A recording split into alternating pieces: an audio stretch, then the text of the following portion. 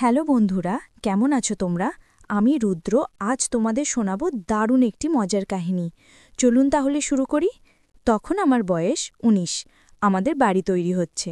কিছুদিন আগে আমরা একটা বাড়িতে ভাড়া থাকতাম, এক বিধবা মহিলার বাড়িতে।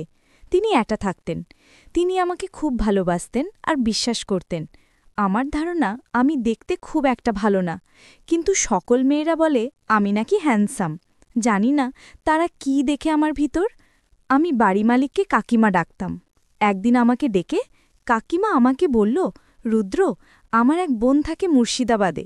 অনেকদিন তার কাছে যাইনি, আমাকে একটু নিয়ে যাবে বাবা? আমি বললাম, অবশ্যই কাকিমা, যেই কথা সেই কাজ। রওনা হলাম তাকে নিয়ে মুর্শিদাবাদের উদ্দেশ্যে। ট্রেন থেকে নেমে থামলাম লালবাগে, মাসিমার বোনের বাড়ি। মাসিমার বোনও বিধবা। তার ২ মেয়ে আছে। কেয়ার বয়স ২০ বছর আর জুথি ১৮ বছরের। মাসিমাকে পেয়ে সবাই খুব খুশি। তার বোন তো বকবক করেই চলেছে। কেয়ার জুথিও কথা বলছে, কিন্তু আর চোখে আমাকে দেখছে। মাসিমা আলাপ করিয়ে দিল। এর নাম কিংসুক, নাম তমাল। শুনতে পেলাম জুথি বলছে, তমাল না মাল। কেয়া কথাটা শুনে মুচকি হেসে জুথিকে বলল, চেঙ্গিস খান। মুখে বলল, হাই তমালদা, ভিতরে আসুন। এইভাবে প্রথম আলাপ শেষ হল। দুপুরে খাওয়া দাওয়া শেষ হল। বাড়িটা দোতলা। মাসিমার আর্থারাইটিস, তাই নিচে থাকেন ২ মেয়ে। ওপরে ২ ঘরে থাকে। আমাকে কেয়া তার ঘরটা ছেড়ে দিয়ে জুথির রুম শেয়ার করল। মেয়েদের ঘরে একটা মেয়ে গন্ধও থাকে। আমি রুমে ঢুকে সেটা টের পেলাম। কেমন জানি অনুভূতি হলো। Single bed, reading table, attach bathroom, একটা আলনা, ওয়ার্ড্রোব আর একটা বইয়ের আলমারি। আমি আমার স্যুটকেস খুলে টাওয়েল আর পায়জামা বের করে বাথরুমে যাব ফ্রেশ হতে। দেরি হয়ে গেছে বলে আগেই লাঞ্চ করে নিয়েছি সবাই। এমন সময় কেয়া এসে বলল, আপনারা আসবেন, আগে জানতাম না তাই রুমটা ফাঁকা করতে পারিনি, একটু মানিয়ে নেবেন? বললাম, না না, আমার কোনো অসুবিধা হবে না। সন্ধেবেলা জুথি এসে বলল, চলুন তমালদা বেরিয়ে আসি। হাঁটতে হাঁটতে হাজারদুয়ারির দিকে গেলাম ২ বোনের সঙ্গে। কেয়া বাম পাশে আর জুথি আমার ডান দিকে হাঁটছে। একটু পরে একটা ফাঁকা জায়গা এলো। জায়গাটা অন্ধকার, আবছা আলো রয়েছে। অন্ধকারের সুযোগে জুথি আমার ডান হাতটা ধরল। আমার অস্বস্তি বোধ হওয়ায় ও টের পেলেও তবুও হাত ছাড়ল না। কেয়া বলল, তমালদার গার্লফ্রেন্ড কটা? বললাম, নেই। শুনে ২ বোনই হেসে উঠল। বলল, বিশ্বাস করি না। এই রকম কথা বলতে বলতে হেঁটে চলেছি। কিছুক্ষণ ঘুরে বাড়ি ফিরলাম। নিচে বসে সবাই চা খাচ্ছি। কেয়া বলল, আমি ফ্রেশ হয়ে আসি, বলে চলে গেল। আমরা গল্প করতে থাকলাম। কেয়া ফিরল প্রায় ১ ঘন্টা পর। হেসে বললাম, বাথরুমে ঘুমিয়ে পড়েছিলে নাকি? ও কিছু বলল না, শুধু হাসছে, কিন্তু ওর চোখমুখ কেমন জানি লাল হয়ে আছে। খুব ফ্রেশও লাগছে না। আরও কিছুক্ষণ গল্প করার পর আমি উঠলাম রুমে গিয়ে ফ্রেশ হব বলে।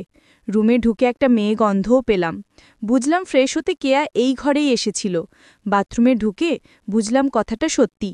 সালোয়ার কামাইজ আর পাশে ছোট পোশাক ঝুলছে। খুব অবাক হলাম। এগুলো তো ধুয়ে রাখার কথা, আর না হলে ও এখানে রাখবে কেন? নিজেকে সামলাতে পারলাম না। কাপড়গুলোতে পর্যবেক্ষণ করতে লাগলাম। দারুণ একটা সুগন্ধ আছে। হঠাৎ কে যেন দরজায় নক করল। এবার কি আপনিও ঘুমিয়ে পড়লেন নাকি? জুথির গলা। বলল, দিদি ওর কাপড় ফেলে গেছে, আমাকে নিতে পাঠিয়েছে। বললাম, আসছি, দাঁড়াও। তাড়াহুড়ো করে ফ্রেশ হয়ে বাইরে এলাম। দেখি জুথি দাঁড়িয়ে আছে। বেরোতে বলল, কি করছিলেন এতক্ষণ? কাকে ভেবে আদর করছিলেন? কান গরম হয়ে গেল। বললাম, ধুর, কি যে বলো, ও কিছু না, বলে কাপড়গুলো নিয়ে চলে গেল। এমন সময় কেয়ার গলা পেলাম। বলল, জুথি, তমালদাকে নিয়ে খেতে আয়, ডিনার রেডি। জুথি চমকে উঠে কাপড় ঠিক করে নিল। মুচকি হেসে বলল, ডাকাত। আমার শুকনো মুখ দেখে বলল, আছেন তো কিছুদিন, সব খাওয়াবো, এখন খেতে চলন। আমি চোখে মুখে জল দিয়ে খেতে গেলাম নিচে। মাসিমার বোন বলল, কোনো অসুবিধা হচ্ছে না তো বাবা? তোমার মেয়ের সমস্যায় মারা যাওয়ার পর ২ মেয়েকে নিয়ে থাকি, যত্ন আত্তি করতে পারি না। ডাল ভাত পেট ভরে খেও বাবা। মুখে বললাম, না না মাসিমা, কি বলছেন এসব? আপনি এসব নিয়ে ভাববেন মা। খাবার পর হাত ধুচ্ছি। জুথি এলো হাত ধুতে। ফিসফিস করে বলল, ছাদে যান, আমি আসছি। আমি হাত ধুয়ে রুমে এসে সিগার নিয়ে ছাদে এসে ধরলাম। মিনিট ১৫ পর জুথি এলো। জুথি বলল, শুনুন, এখন হবে না, রাতে এসো, দরজা খোলা রাখবেন, আমি আসব। আমি বললাম, আচ্ছা। আর জুথি মুচকি হেসে চলে গেল। এরপর আমিও কিছুক্ষণ পর ছাদ থেকে নেমে রুমে গেলাম। এতক্ষণে রুমটা ভালো করে দেখার সুযোগ পেলাম। ঘুরে ঘুরে সব দেখলাম। হঠাৎ দেখি বইয়ের আলমারি তার একটা পাল্লা একটু খোলা।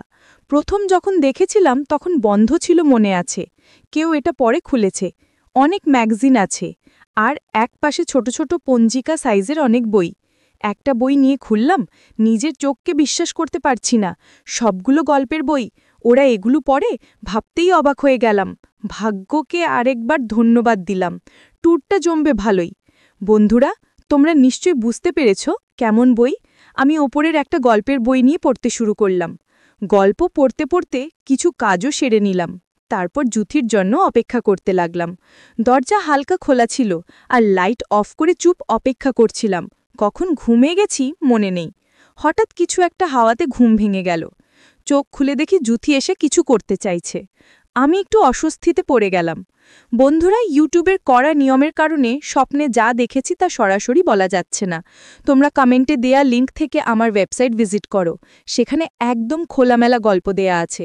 সারা রাত কাজ করে সকলে ঘুম ভাঙতে দেরি হলো। 9:30টায় জুথির ডাকে ঘুম ভাঙল। আয় তমালদা, উঠুন, আর কত ঘুমাবেন, দুপুর হয়ে গেল তো। উঠে বসলাম বিছানায়। দেখি জুথি চা আর বিস্কুট নিয়ে এসেছে। আমি ওর হাত থেকে চা নিলাম, সাইড টেবিলে রেখে বাথরুমে গেলাম মুখে চোখে জল দিতে।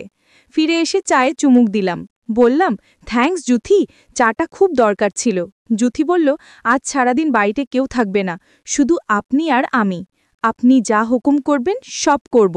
আমি চমকে উঠলাম, বাড়িতে কেউ থাকবে না মানে? জুথি বলল, দিদি কলেজ গেছে, ওখান থেকে বন্ধুর জন্মদিনে যাবে। ফিরতে ফিরতে রাত 10টা। মা আর মাসি একটু পরে বহরমপুর যাবে, ছোট মামার বাড়ি। 2 দিন পর ফিরবে। আপনাকেও নিয়ে যেতে চেয়েছিল। আমি বললাম, তমালদা থাক না ওখানে, ও কি করবে এখানে থাকলে? আমাদের পাহারাও দিতে পারবে, মুর্শিদাবাদটাও ঘুরে দেখতে পারবে, তোমরাও নিশ্চিন্তে কদিন ঘুরতে পারবে। তাই রাজি হলো। আমি বললাম, শিয়ালকে মুরগি পাহারায় রেখে যাচ্ছেন? জুথি আর আমি দুজনে হেসে উঠলাম। জুথি বলল, যান ফ্রেশ হয়ে নিন, ওরা এখনই বেরোবে, ড্রাইভার এসে গেছে। আমি ওকে বলে ফ্রেশ হতে গেলাম। 10:30 নাগাদ মাসিমারা রওনা হলো। আমাকে বলে গেল, তোমার ভরসায় রেখে গেলাম, ওদের সাবধানে থেকো। বললাম, চিন্তা করবেন না মাসিমা, নিশ্চিন্তে ঘুরে আসুন, আমি দুজনেরই খেয়াল রাখব। গাড়িটা চলে যেতেই জুথি দরজা বন্ধ করল। সাথে সাথেই কিছু ঘটনা ঘটল। ঘণ্টাখানিক পর দুপুর হয়ে গেছে। দুজনে স্নান করে দুপুরের খাবার খেয়ে নেব। সকাল থেকে লাঞ্চ পর্যন্ত 3 কিস্তিতে কাজ করেছি আমরা। এত কাজ করে দুজনে একটু ক্লান্ত হয়ে পড়েছিলাম।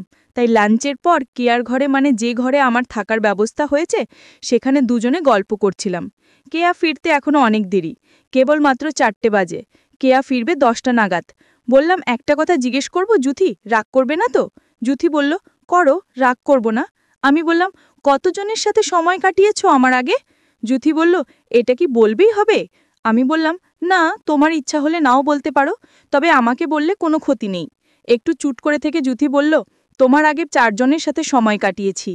প্রথম সময় কাটিয়েছি আমার প্রাইভেট টিউটরের সাথে, আমাদের বাড়িতে পড়াতে আসতো সে। তারপর দ্বিতীয়বার সময় কাটিয়েছি আমার এক জামাই বাবুর সাথে, তাদের বাড়িতে বেড়াতে গেছিলাম সামার ভেকেশনে। তৃতীয়বার সময় কাটিয়েছি আমার বয়ফ্রেন্ডের সাথে। চতুর্থবার আমার কাজিন, মানে বড় জেঠুর ছেলের সাথে। পঞ্চম হলে তুমি।